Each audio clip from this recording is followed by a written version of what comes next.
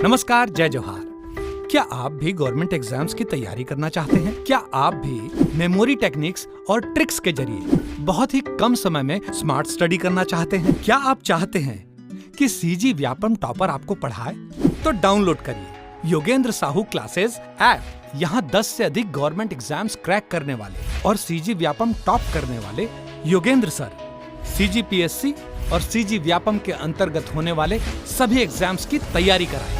तो डाउनलोड करिए Yogendra Sahu classes app to be the best, learn from the best.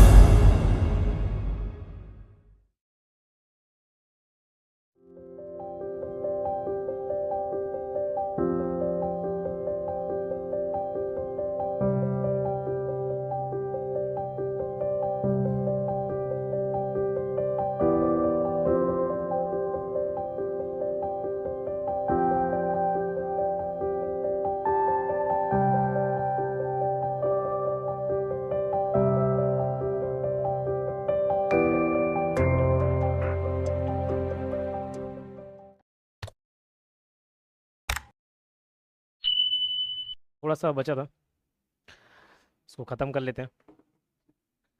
कल की कहानी समझ आई होगी तो शिवाजी तक देखो ये सब समाप्त हो गया, पागा सेना ये सब यहाँ तक बताया हुआ था। ये बीच में महाराष्ट्र के प्रमुख संत एक आध क्वेश्चन वहाँ से पूछ दिया जाता है, उसको देखेंगे फिलहाल यहाँ। उसके प्रशासन के बारे में जान लेते हैं। तो मराठा राज के अंतर्गत दो प्रकार के क्षेत्र थे, एक तो स्वराज और मुक्तई।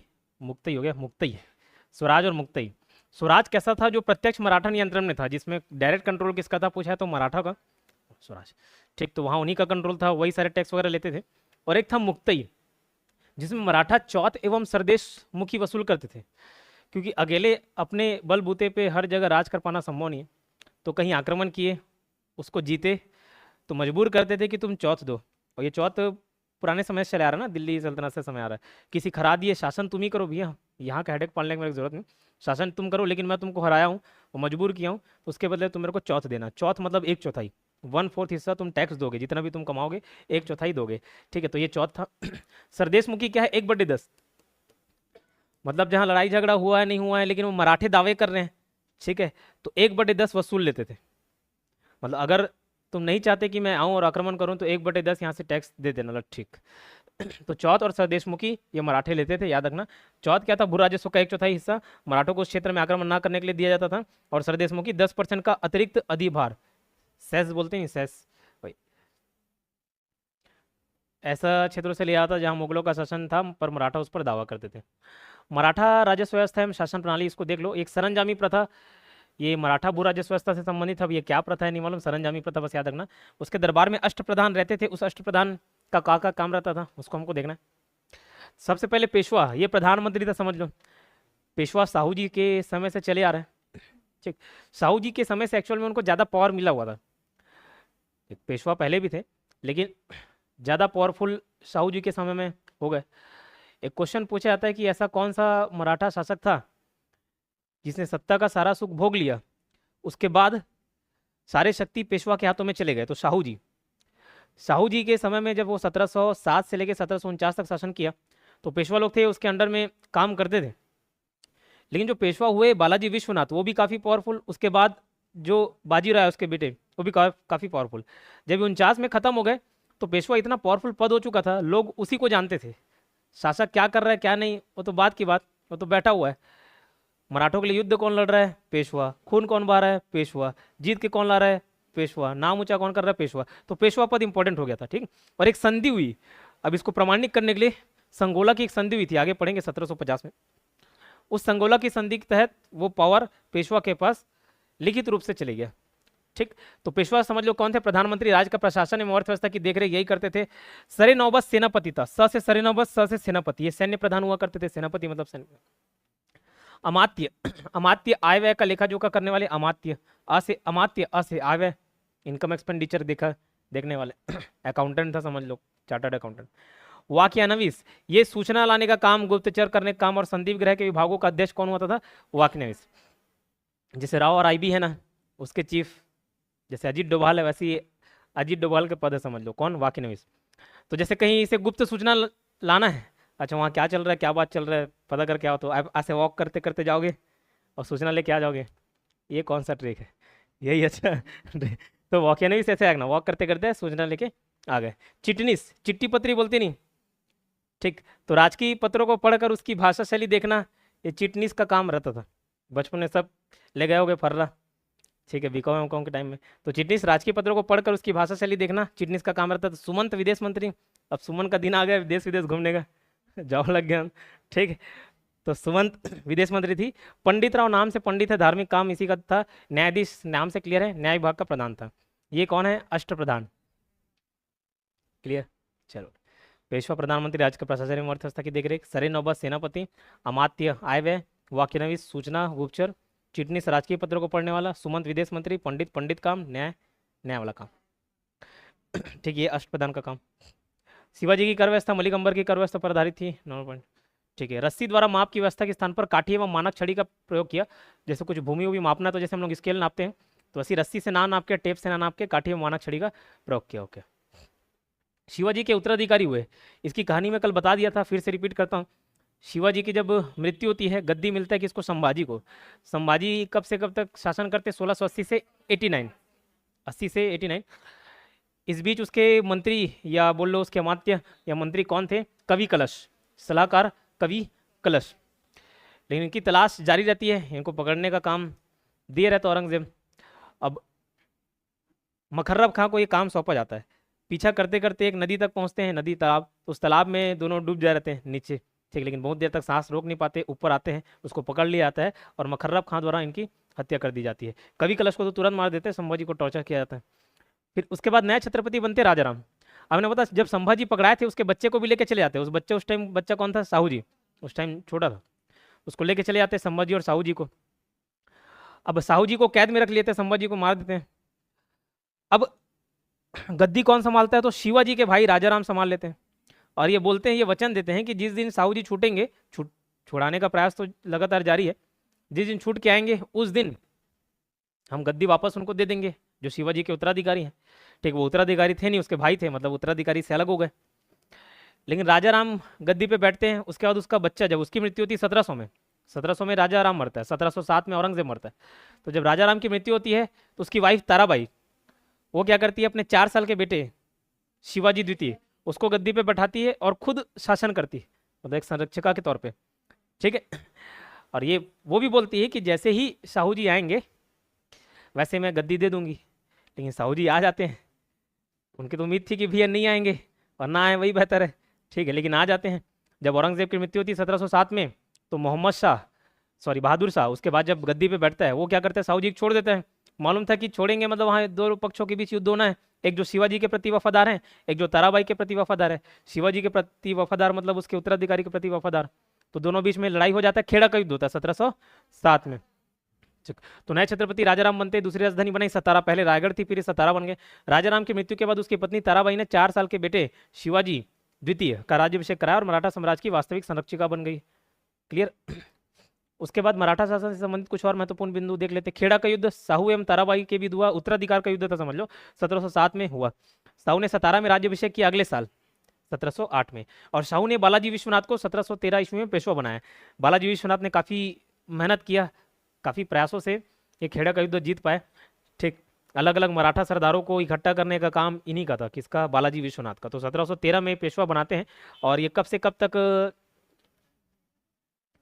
20 तक चलता है, ठीक है, क्लियर। फिर 1728 में पालखेड़ा का युद्ध होता है, बाजीराव प्रथम एवं निजामुल मुल्क के बीच, ठीक है। तो जब ये मराठे रहते हैं, खास करके बाजीराव के समय, इस समय दक्षिण में एक और सल्तनत थी, समझ लो, निजाम लोग का शासन था, हैदराबाद के निजाम। इनके साथ लगातार संघर्ष चलते रहता था, ठीक, आए दिन लड़ाई झगड़ा। तो बाजीराव प्रथम एवं निजामुल मुल्क, वही निजाम का ही, निजामुल मुल्क के बीच युद्ध हुआ, और इस युद्ध के बाद ये संधि हुई, मुंगी शिवा गांव की संधि। ये युद्ध कब हुआ? 1728 में हुआ, पालखेड़ा का युद्ध। बाजीराव प्रथम के बाद पेशवा बना बालाजी बाजीराव 1750 में। इसकी 1750 नहीं होगा, 1740 होगा, 1740 में इसकी मृत्यु जाती है। यही बाजीराव 1737 में दिल्ली पे आक्रमण कर देता मुगल बादशाह के ऊपर। मतलब इस समय इतना पावरफुल हो गए थे कि दिल्ली तक पहुंच गए और दिल्ली पे आक्रमण किया 1737 में। और दिल्ली के बादशाह, उस समय जो भी तत्कालीन बादशाह रहेंगे, उसको हरा दिया और मजबूर किया कि तुम दिल्ली के लाल किला तक रहना, शासन तुम ही करना, ठीक। लेकिन वहीं तक सीमित कर दिया। और उन्होंने बताया औरंगजेब की मृत्यु हुई, फिर बहादुर शाह तक कुछ पावर रहा, उसके बाद मुगल बादशाहों का पावर खत्म समझना। ठीक है, फिर ये मराठा अस्तित्व में आए थे और ये दक्षिण से लेकर उत्तर तक पहुंच गए, इतना पावरफुल हो गए कि अहमद शाह दुर्रानी, या जिसको हम लोग अहमद शाह अब्दाली बोलते हैं, दुर्रानी साम्राज्य अफगान तक था, वहां तक उसको छेड़खानी करने के लिए चले गए। दुर्रानी साम्राज्य अफगान में था, चेक पश्तो, वहां तक पहुंच गए, वहां तक उन लोगों को कोचक रहे थे। ठीक है, पेशवा के हाथ में सारे अधिकार सुरक्षित हो गए। संगोला की संधि ये 1750 में हुई, संगोला। ठीक है, संगोला की संधि मैंने बताया, जो राजा थे वहां से सारे पावर जो पेशवा हैं उनके पास चले गए। बालाजी बाजीराव को नाना साहब के नाम से भी जाना जाता है। क्रम बताया था तो मैं बताया था, पहले बालाजी विश्वनाथ, फिर बाजीराव, फिर उसके बाद जो बच्चा आता है दोनों का नाम मिक्स करके रख लेता है, बालाजी बाजीराव। ठीक,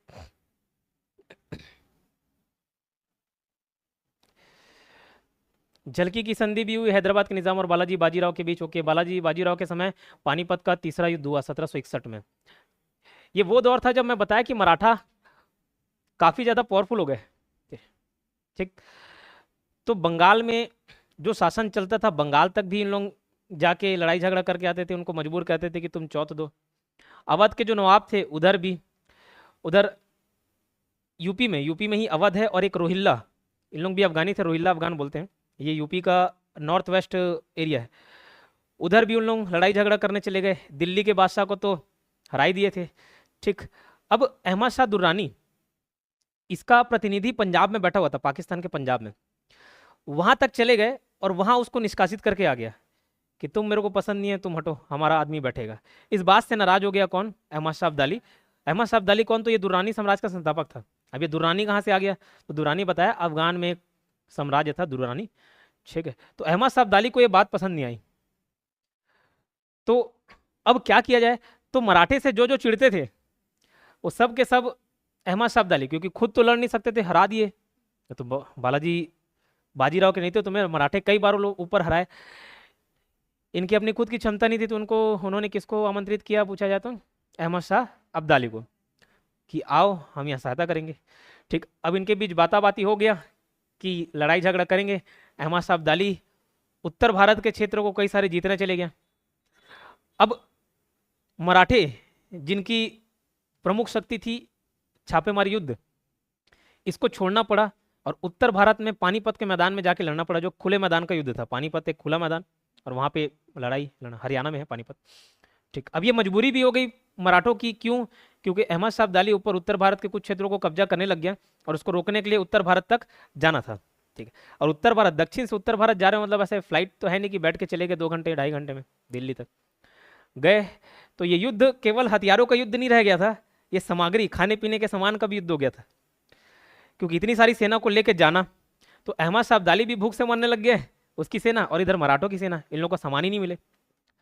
अब ये वो दौर था, बोला कि मराठे से सब परेशान थे, तो मराठों का कोई साथ देता था, कोई नहीं देता था। ज्यादातर गुट किसके साथ जाके मिल गए? अहमद शाह अब्दाली के साथ। और वहां उत्तर भारत में जाके इन लोगों को राशन सामग्री की कमी होने लग गई, तो सब फड़फड़ाने लग गए, उधर अहमद शाह अब्दाली भी और इधर भी। लास्ट 2 लोग बचे थे, एक रोहिल्ला अफगान और एक अवध का नवाब सुजाउद्दौला।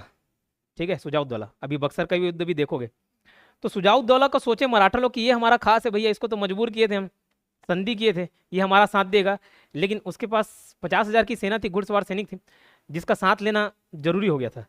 तो पूछा जाए कि अहमद शाह अब्दाली के साथ में उसके गुट में कौन शामिल थे? छोटे मोटे तो थे ही, रोहिल्ला अफगान भी शामिल हो गए और अवध का नवाब भी शामिल हो गया। मराठे भूल कर बैठे, उनको लगा कि अवध का नवाब जो सुजाउद्दौला है वो शिया मुस्लिम है और अहमद शाह अब्दाली सुन्नी है, तो ये शिया सुन्नी के बीच आज भी नहीं पड़ता, उस समय भी नहीं पड़ता था, तो बोले कि शायद इन लोग नहीं मिलेंगे। लेकिन धर्म से पहले सत्ता आ जाता है बीच में, उसको जो भी लालच दिया उन लोग मिल गए, खाने पीने के लाले पड़ गए। तो मराठे बोले कि नहीं यार, इससे हम पहले कि हम भूख से मर जाएं, युद्ध करके मरें, वो ज़्यादा बेहतर है। तो यमुना नदी के क्रॉस करने के बाद इन लोगों के बीच लड़ाई होती है पानीपत के मैदान में।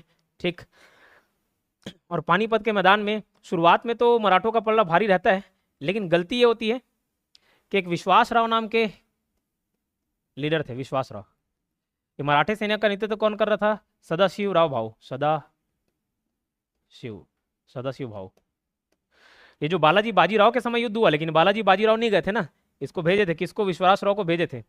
ठीक, तो इसको ये हाथी में बैठ रहता है, इसको गोली लग जाता है, तो गोली लग जाता है, ये चीज देखता है कौन, सदाशिव भाव। अभी अभी अपने हाथी से उतर के घोड़े में बैठ जाता है और यहाँ तक चले जाता है, देखता है कि ये शहीद हो गए, तो इसका मूड खराब हो जाता है, किसका, सदाशिव भाव का। अब ये घुस जाता है घोड़े में बैठ के, उनके खेमे में घुस जाते हैं और देखते हैं कि भैया हाथी में दोनों, ये दोनों लीडर नहीं दिख रहे, विश्वासराव और सदाशिवराव।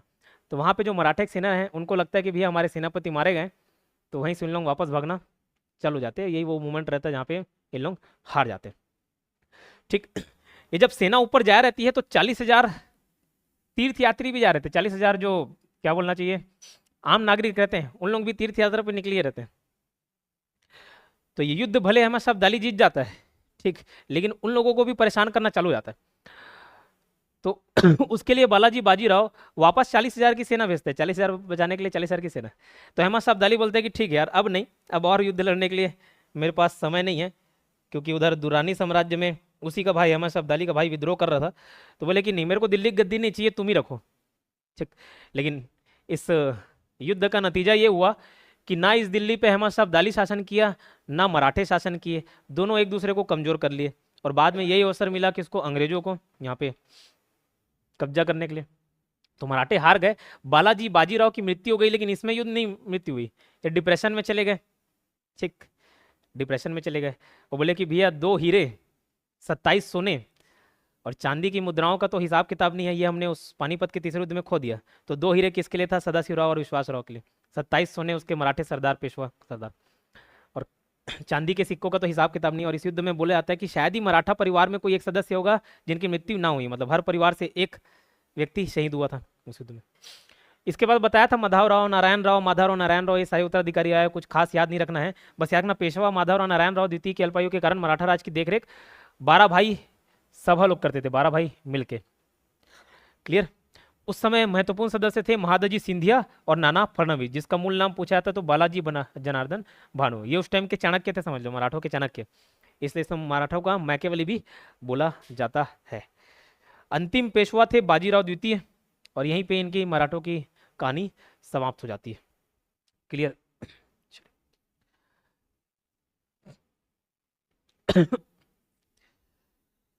तीसरा आंग्ल मराठा युद्ध जब होता है 1817 से 1819 के बीच, इसी समय जो अंतिम पेशवा रहते हैं बाजीराव द्वितीय, ये इनका जो वंशागुना पद था, मतलब एक के बाद एक के बाद एक जो मराठे आएंगे, वो समाप्त कर दिया गया कि भैया आपसे मराठे का खात्मा।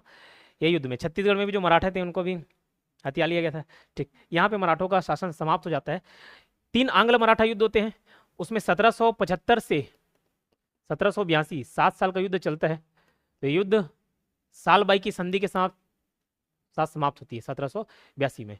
ये ऊपर आंग्ल मराठा युद्ध जब देखेंगे ना अंग्रेजों के साथ, तो उस टाइम भी पढ़ेंगे 1803 से 1805 कभी होता है, देवगांव की संधि के साथ ये समाप्त होता है। इसको मॉडर्न हिस्ट्री में देख लेंगे, मॉडर्न हिस्ट्री में कवर करेंगे। अंग्रेजों मराठा संघर्ष के अंतर्गत होने वाली संधियां, बहुत सारी संधियां हुई, संधियों को याद रखना। जैसे 1775 में, इसको याद रखना, यहाँ क्वेश्चन पूछ दिया जाता है। 1775 में सूरत की संधि हुई। इतने सारे ईयर है ना, आप पूरे 4 डिजिट पे फोकस मत करना, लास्ट का 1 डिजिट पे फोकस करना, वो याद रह जाएगा। सूरत, सूरत मतलब फेस वाला सूरत। तो पहले 5 रुपए का फेयर एंड लवली आता था, अभी भी आता है, ठीक है, तो ऐसे 8 के आकार में लगाने हैं। ठीक, तो 5 रुपए के फेयर एंड लवली में सूरत ठीक ठाक हो जाता है, नहीं होता। इसी भ्रम में मैं बचपन से लगाते आ रहा हूँ, अभी तक नहीं हुआ। ठीक है, 1776 में पुरंदर की संधि हुई। अब इसको कैसे याद किया ना पूछो, बेहतर है। बड़गांव की संधि, जैसे बोलते नहीं भाई अब तुम बड़े आदमी हो गए, नहीं मैं बड़ा नहीं हूँ, ऐसे चलते रहता है। तुम बड़े आदमी, तुम कहाँ बड़े, मैं कहाँ छोटा, तो बड़ा नहीं हूँ से आखना बड़गांव, नहीं हूँ से 9। 1580 में टुडरमल के द्वारा स्थापित की गई दहसाल बंदोबस्त, याद है? उसको कैसे याद किया था? तू डर मत दे साले को, तो दे साले से आखना दे से 2, साले से साल भाई, दे साले को, दे से 2 साल भाई। तो लास्ट का डिजिट याद रखना, बाकी सब याद रह जाएगा। 1775 सूरत है ना, 5 रुपए में फेयर एंड लवली, तो 5 है याद आ गया। पुरंदर 6, बड़गांव 1779, दे साले को से आगना साल भाई। बसीन, ये बी से बसीन याद रखता है, और बी किसको रिप्रेजेंट करता है? ये भी 2 को रिप्रेजेंट करता है। ठीक है, 3 देव है नहीं, ब्रह्मा विष्णु महेश, तो देव गांव की संधि, देव से 3 देव, ब्रह्मा विष्णु विष्णु महेश। ठीक है, सुरजी की संधि, ये सी सुरजी, तो सी किसको रिप्रेजेंट करता है? 3 को। 4 में रा आता है, राजापुर घाट की संधि। ठीक है, फिर नागपुर की संधि 1816 में, ग्वालियर की संधि 17 में, पूना की संधि भी 17 और मंदसौर की संधि भी 18, याद रख लेना। ठीक, 1775 सूरत, पुरंदर में 6 है, दे साले को 1782। ठीक, बेसिन बी 2 को रिप्रेजेंट करता है, सुरजी वाला सी को रिप्रेजेंट करता है 1803। ठीक, देवगांव 1803। ठीक, देवगांव की संधि 1803, 3 देव। राजापुर घाट की संधि 1804 और इसके अलावा बाकी सभी संधि याद रखना। ठीक, अंग्रेजों और मराठों के बीच हुई संधि है, इसमें से कई सारे संधि पूछे जा चुके हैं, बचा हुआ पूछा जा सकता है।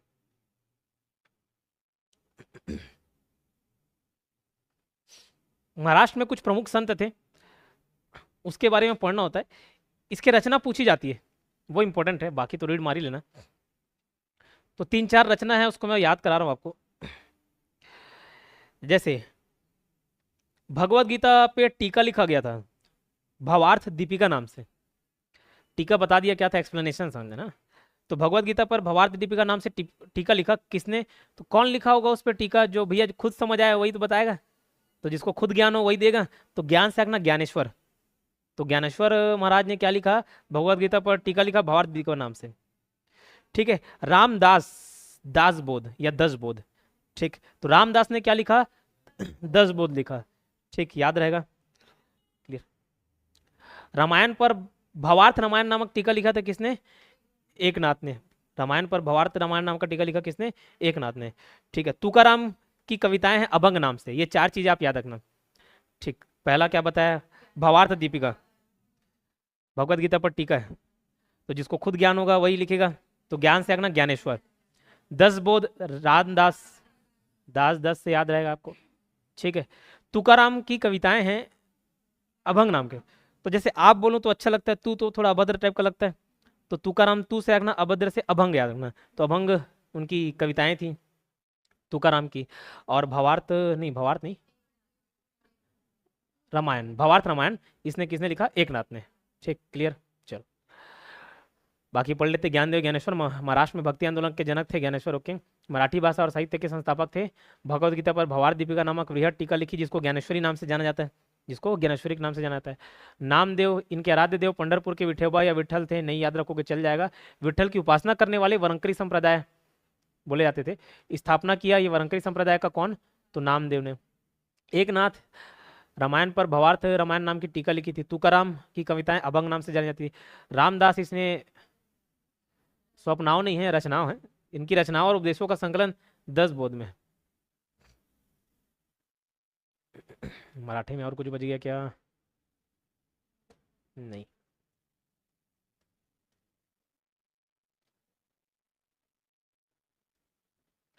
ठीक, बाकी कहानी तो कल पूरा पढ़ चुके थे। ये वो आपका मराठों का उत्कर्ष समाप्त। ठीक, इसको याद कर लीजिए।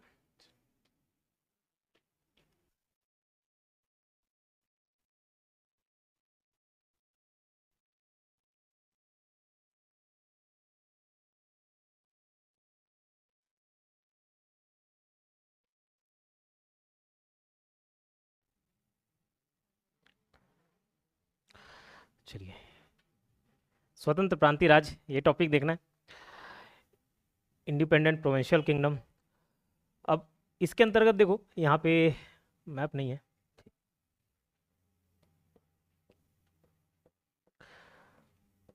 ये उत्तर भारत में जब दिल्ली सल्तनत चल रहा था, ठीक है, लाइन से कई वंश आए, गुलाम, खिलजी, तुगलक, लोधी, ये सब वंश आए हैं ना, सैयद। उसी समय कुछ कुछ छोटे राज्य भी अस्तित्व में थे, जैसे इधर मेवाड़, अभी तो 1576 हल्दी घाटी कैद हुआ तब कब्जे में आए।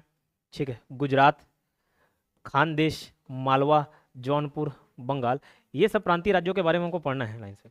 बहुत ज़्यादा क्वेश्चंस नहीं पूछे जाते, एक आध पॉइंट ही इंपॉर्टेंट है, लेकिन मैं बताया कि इंपॉर्टेंट वो होता है जो एग्जाम में पूछ दिया जाता है। फिर अकबर कब पैदा हुआ, कब मरा, किसके साथ शादी किया, उसकी बीवी का नाम क्या था, बच्चे का नाम क्या था, कौन सा कपड़ा पहनता था, तो जो पूछ दिया जाता है वो इंपॉर्टेंट है।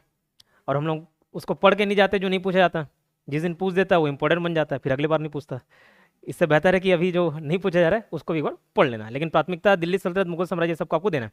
तो आज मालवा के बारे में देखेंगे, स्वतंत्र प्रांतीय राज किसके बारे में, मालवा। तो मालवा का जो संस्थापक रहता है, फाउंडर, उसका नाम रहता है दिलावर खां।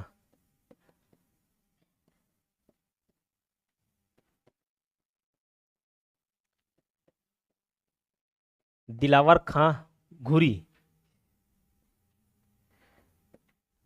दिलावर खां घुरी। तो ये घुरी डायनेस्टी की स्थापना करता है, घुरी। जैसे मोहम्मद गौरी था, उसका बाप कौन, ये घुरी नहीं था, तो वो पुराने समय में आया था। दिलावर खां घुरी, ये घुरी डायनेस्टी चालू करता है कहाँ, मालवा में, घुरिद डायनेस्टी।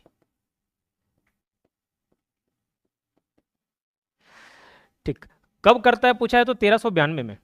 किसके अंतर्गत काम करता था, तो जो ऊपर दिल्ली सल्तनत पढ़े थे, एक तुगलक वंश के बारे में पढ़े थे, नहीं पढ़े थे, ठीक है। तो उसी तुगलक वंश के अंतर्गत काम करता था ये दिलावर खां, ठीक है, दिलावर खां।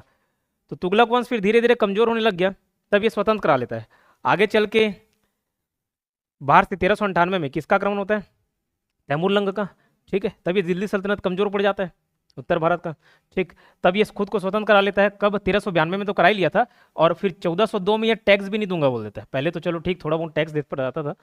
1398 में जैसे ही तैमूरलंग का आक्रमण होता है, इसकी कहानी खत्म होती है, ये खुद को स्वतंत्र घोषित कर लेता है और बोलते हैं कि अब से मैं किसी को कोई टैक्स नहीं दूंगा, मालवा एक स्वतंत्र राज्य है, ठीक। तो मालवा का संस्थापक पूछा जाए तो क्या रखना, दिलावर खां घुरी। कैसे याद रखो, दिल आ गया किस पे, माँ पे, माँ पे, ठीक है। तो मेरी नज़रिए से भी सोचा करो, ठीक। तो बाकी जो सोच रहे हो ठीक है। दिल आ गया किस पे, माँ पे, ऐसा रखना, तो मालवा से याद रख लेगा, ठीक है। तो दिलावर खां संस्थापक किसके, मालवा के। इसके बाद इसका बेटा गद्दी पे बैठता है, जिसका नाम रहता है अल्प खां। क्या, इसका शासन अल्प समय के लिए रहता है, ठीक, इसलिए इसका नाम क्या रख दिए, अल्प खां। तो ये अपना नाम बोला, अल्प एकदम छोटा सा नाम है, मजा नहीं आ रहा है, तो जब गद्दी पे बैठा तो अपना नाम रख लिया क्या, होशंग शाह, ठीक, क्या, होशंग शाह। तो दिलावर खां नहीं लिखोगे तो भी चलेगा, सारे नोट्स में तो अवेलेबल है, पढ़ा रहा था। संस्थापक दिलावर खां घुरी, 1392 से 1402 इसका कार्यकाल रहता है, ठीक है। 1402 में ये स्वतंत्र घोषित करा लेता है।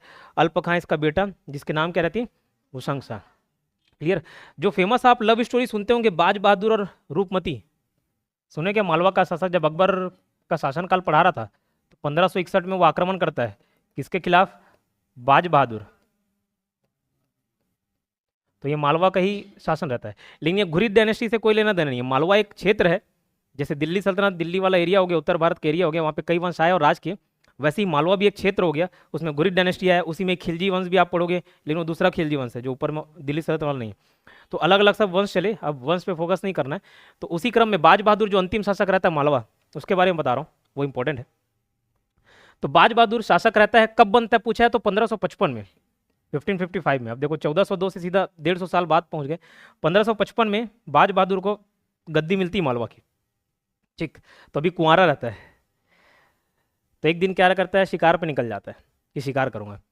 उसी टाइम एक लड़की जो भेड़ चराती रहती है उसको देखता है, बोलता है तो बहुत खूबसूरत है, पूछता है का नाम है नोनी तोरा, तो बताते कि रूपमती, ठीक। तो जैसा उसका चेहरा रहता है वैसे उसका नाम रहता है रूपमती। तो एकदम खुश हो जाता है, मोहित हो जाता है उसके चेहरे पे। तो बोलते हैं कहाँ ये सब भेड़ बकरी चरा रही, इधर घोड़े में बैठो ऐसा। बोला ठीक है, बैठ गई, और ये भेड़ है मैं चरा लूंगा। तो तुरंत बोला कि तुम मेरे को पसंद आ गई हो, अपना ऐसे हीरे का अंगूठी निकालता है, हीरा जड़ रहता है उसमें, और उसको पहना देता, चट मंगनी पट ब्याह, ठीक। अब शादी हो गया, वो भी खुश, ये भी खुश। बोले दिखती भी अच्छा है और बात भी अच्छा करती है, और ये दो अंदाज काफ़ी हैं किसी भी पत्थर दिल को पिघलाने के लिए। तो पिघल जाता है बाज बहादुर, ठीक। अब इसकी खूबसूरती के चर्चे हर जगह होने लग जाते हैं, किसकी, हाँ रूपमती, बाज बहादुर खसमाड़ू सा, ठीक है, बाज बहादुर के नहीं। अब ठीक, अच्छा पद था, आपको भी सरकारी नौकरी मिल जाएगी तो रूपमती मिलना आसान है, ठीक है, नहीं तो नहीं। तो बाज बहादुर का शादी हो जाता है किससे, रूपमती से। अभी मालवा का बर्बाद होने का कारण कौन, ये नहीं थी बेचारी, अब खूबसूरत थी तो इसका क्या गुनाह, ठीक। तो खूबसूरती के चर्चे इतने फैलते हैं, जब ये शादी कर लेती है और बोले कोई किसान की बेटी जो भेड़ चराती थी वो अचानक से महारानी बन गई, रानी रूपमती हो गई। तो ये खबर मिली किसको, अकबर का एक सेना नायक था, अकबर का सेना नायक, क्या नाम था उसका, आदम खां, आदमखोर नहीं, आदम खां, ठीक है, लेकिन था आदमखोर। तो इसको पसंद आ गई कौन? रूपमती। तो अकबर वैसे भी गुजरात अभियान में निकला ही हुआ था, गुजरात उसको चाहिए था, गुजरात तक पहुंचना था, और गुजरात के आड़े आ रहा था मेवाड़ और मालवा, ठीक, लेकिन मालवा पहले नहीं आ रहा था। ये आदम खां को पसंद आ गई कौन? रूपमती। अब ये गए अकबर के पास, बोले कि मेवाड़ पे आक्रमण करने से पहले हम करेंगे किस पे? मालवा पे। बोला क्यों? अरे गुजरात रास्ता जाता है तो मालवा भी जाता है। बोले उतना दूर पड़ता नहीं, नहीं घूम के जा सकते हैं, इजी पड़ेगा, ज़्यादा कठिन रास्ता नहीं है। बोले ठीक, बाद में मालूम चलता अच्छा रूपमती वाला मामला है। तो वो एक्सप्लेन करता है। फिर अकबर को भी लगता है कि यार किसान की बेटी से शादी कर लिया बाज बहादुर, मतलब कुछ बात होगी तभी शादी की है। बोलता है आदम खां तू छोड़ भैया। तो ये चिट्ठी लिखता है, किसको? बाज बहादुर को चिट्ठी पत्री लिखता है। बोले कि ठीक है, अपनी बीवी को मेरे दरबार में भेज दो।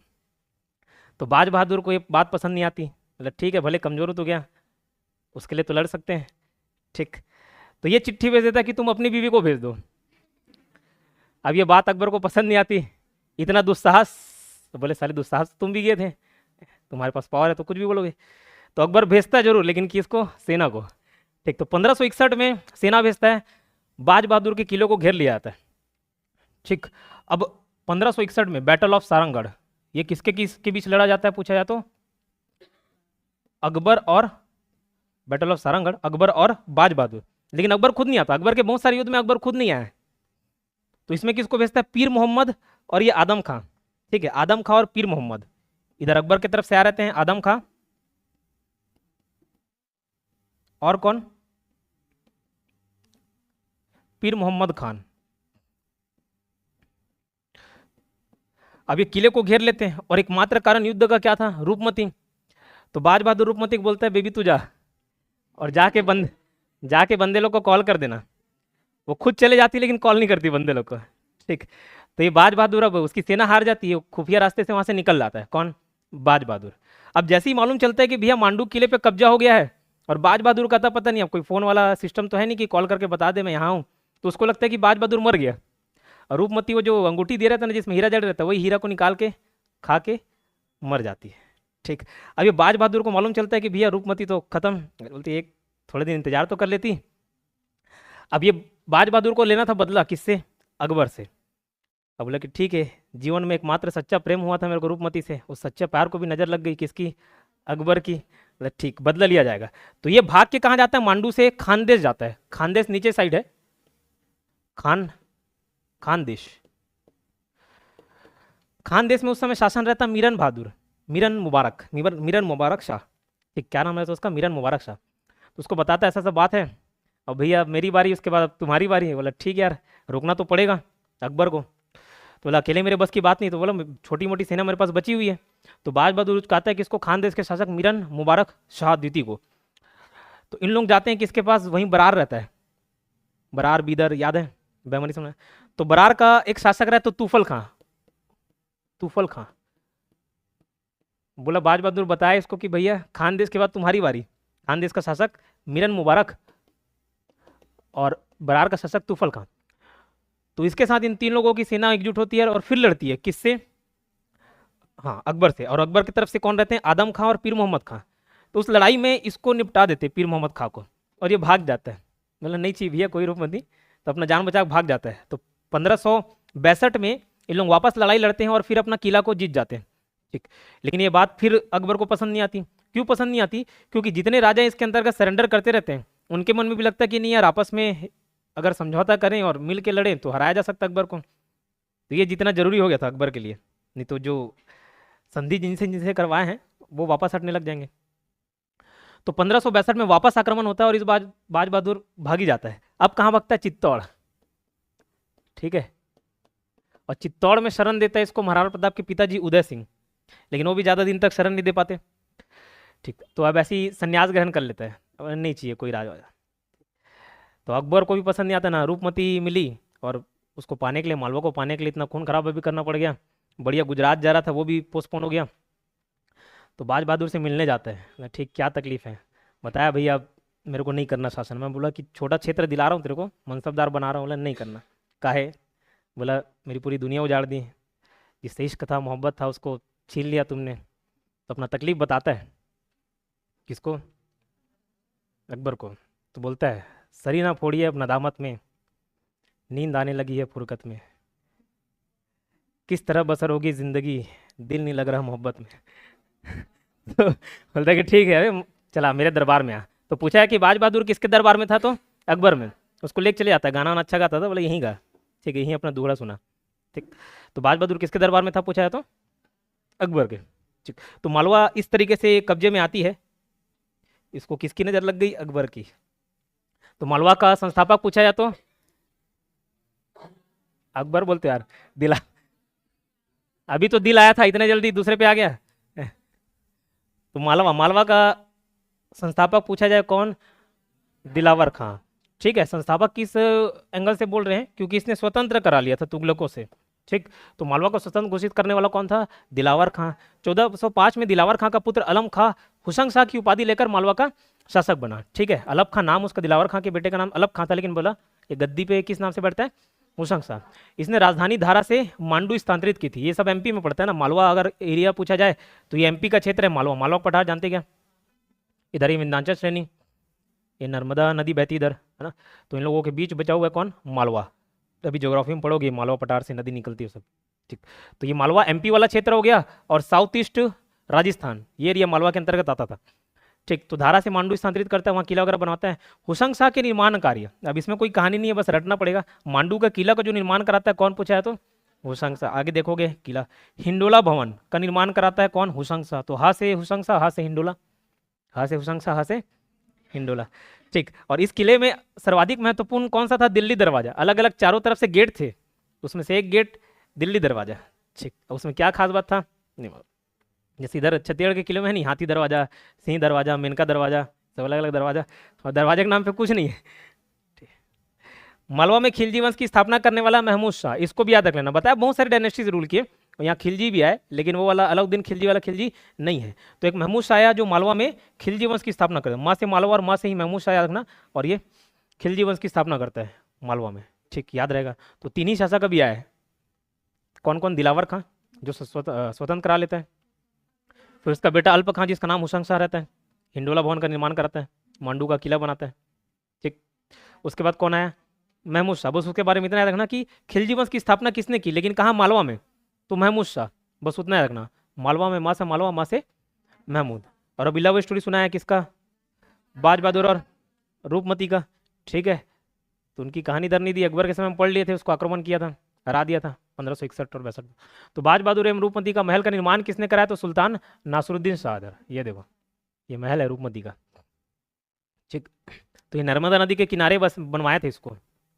क्यों बनाए थे, तो रूपमती सुबह नहाती थी तो नर्मदा मैया का दर्शन करने जाती थी, तो बोले इधर उधर मत जाओ, यहीं किले में बैठे रहो, अब तुम रानी हो गई हो। ठीक है, अब तालाब के किनारे नहाना तुमको शोभा नहीं देगा, तो यहीं से देखना तुम। ठीक है, तो उसका महल बनवाता है, रूपमती का महल, कौन, सुल्तान नासरुद्दीन शाह द्वारा बनवाया था। मांडू में जहाज महल का निर्माण कराया पूछा है, तो गयासुद्दीन खिलजी ने। ठीक, ये सब क्वेश्चन कभी पूछा नहीं गया है, लेकिन याद रखना, जब भी जैसे कभी पहली बार हवाई जहाज में बैठो या पानी वाले जहाज में, पहला सफर आनंदमय रहता है। ठीक, तो बताओगे कि नहीं मैं जहाज में गया। ठीक है, किससे गया, जहाज में से गया, जहाज से गया। तो जहाज से आगना जहाज महल, गया से आगना गयासुद्दीन खिलजी, उसका अलग खिलजी से कोई लेना देना नहीं है। ठीक। और फतेहाबाद में तुष्क महल के निर्माण कराया पूछा है, तो महमूद खिलजी। इसके अलावा और कुछ पूछा नहीं जा सकता, इतना इंपॉर्टेंट था। अभी तक क्वेश्चन बने तो सिर्फ बाज बहादुर को लेकर बने कि बाज बहादुर पे आक्रमण कब करता है, तो 1561-62, 2 बार आक्रमण होता है, 2 बार युद्ध होते हैं, दूसरी बार जीत जाता है। ठीक, तो 1561-62 पे उसके ऊपर आक्रमण होता है। बाज बहादुर कहाँ का शासक पूछा जाए, मालवा का। इससे बाहर अभी तक क्वेश्चन नहीं पूछा है, लेकिन और भी बन सकता है। मालवा का स्वतंत्र शासक दिलावर खां, उसका बेटा अल्प खां जिसका नाम रहता है हुसंग शाह, हाथ से हुसंग शाह, हाथ से हिंडोला भवन, हिंडोला भवन व दरबार हॉल उसका निर्माण कराया। मांडू का किला वही बनाया। बाज बहादुर किसका शासक था, मालवा का। विवाह किससे हुआ, रूपमती से, उसी की वजह से लड़ाई हुआ था। ठीक है, उसके बाद और गुट वगैरह में लड़ाई की, उतना इंपॉर्टेंट नहीं है, बस बता दिया कहानी, क्लियर। तो उसके महल की स्थापना महमूद खिलजी ने कराया, और जहाज महल की स्थापना गयासुद्दीन खिलजी। मांडू में जहाज महल गयासुद्दीन, जहाज में गया से याद कर लेना गयासुद्दीन खिलजी, लेकिन मांडू का किला। ठीक, क्लियर।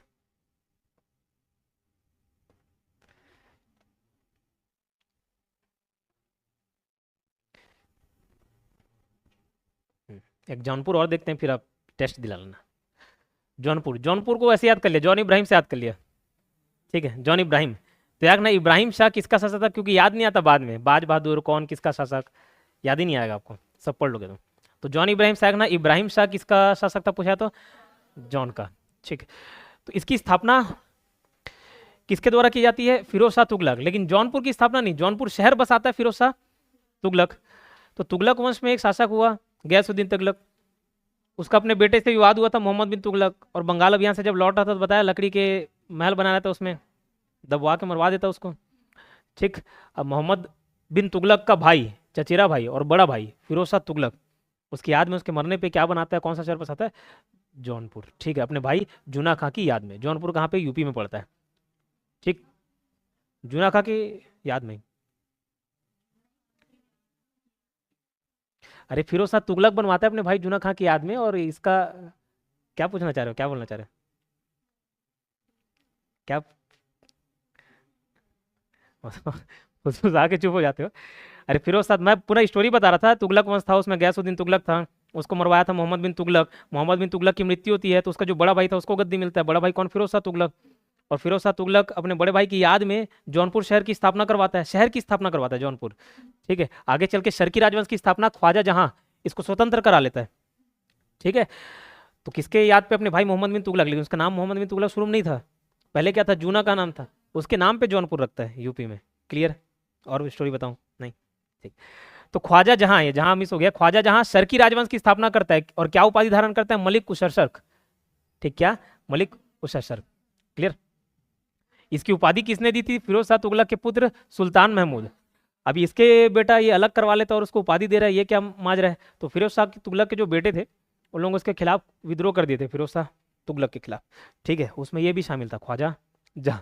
ठीक, तो जौनपुर को इन लोग स्वतंत्र करा लेते हैं। बाद में आगे चल के तुगलक के बाद आपको मालूम है गुल खिले तुम शायद लोगे, शायद सैयद वंश आता है, सैयद के बाद लोधी वंश आता है जिसका संस्थापक रहता है बहलोल लोधी। ठीक, ये जौनपुर पे कब्जा कर लेता है आगे चल के। तो जौनपुर पे वापस कब्जा कौन करता है, बहलोल लोधी।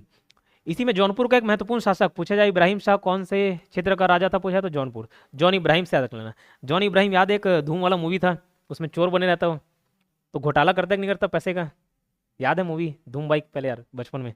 ठीक, तो घोटाला से ना अटाला, तो अटाला देवी मस्जिद का निर्माण कौन कराया, हाँ जॉन इब्राहिम। ठीक है, तो जॉन इब्राहिम घोटाला करता है, घोटाले से ना अटाला, तो अटाला देवी मस्जिद का निर्माण कराया किसने, इब्राहिम शाह। लेकिन अटाला देवी ये देवी मस्जिद कैसे हो गया, तो पहले मंदिर था, उस मंदिर का निर्माण किसने कराया था, कन्नौज के राजा विजय चंद्र। याद आ रहा है, कन्नौज के राजा जयचंद, सब चंद चंद वाले कन्नौज में थे। तो कन्नौज के राजा विजय चंद्र वो मंदिर का निर्माण करवाते हैं अटाला देवी मंदिर का, लेकिन उसको तुड़वा के मस्जिद बनाता है कौन, इब्राहिम शाह। ठीक है, क्लियर। और वहीं पे एक जामा मस्जिद का निर्माण करवाता है, वो कौन कराता है, हुसैन शाह शर्की। जामा मस्जिद बहुत जगह है, ठीक है, दिल्ली का, आगरा का, अलग अलग जगह का है जामा मस्जिद, उतना लोड नहीं लेना है कहाँ का जामा मस्जिद याद करें। ठीक है, तो जौनपुर की मैं क्या बताया, स्थापना, शहर की स्थापना किसने किया पूछा तो फिरोज शाह तुगलक, अपने भाई जूना खां की याद में किया रहता है। वहाँ पे जो ख्वाजा जहाँ रहता है उसको स्वतंत्र करा लेता है, और उसमें शर्की राजवंश की स्थापना करता है, पूरा नाम उसका रहता है ख्वाजा जहाँ शर्की। ठीक है, तो शर्की राजवंश की स्थापना करता है, और उपाधि क्या धारण करता है, मलिक उशर्शक। कौन दिया रहता है, फिरोज शाह तुगलक का बेटा सुल्तान महमूद। ठीक, इस जौनपुर में एक और इंपॉर्टेंट राजा आपको देखने को मिलेगा, क्या नाम उसका, इब्राहिम शाह। तो जॉन इब्राहिम से याद कर लेना, जो धूम वाला मूवी में था और घोटाला किया था पैसे का, चोर था। तो घोटाला से क्या याद रखोगे, अटाला। तो अटाला देवी मस्जिद का निर्माण किसने करा पूछा तो इब्राहिम शाह, लेकिन वो पहले मंदिर था, उसका स्थापना किसने कराया था, विजय चंद्र ने।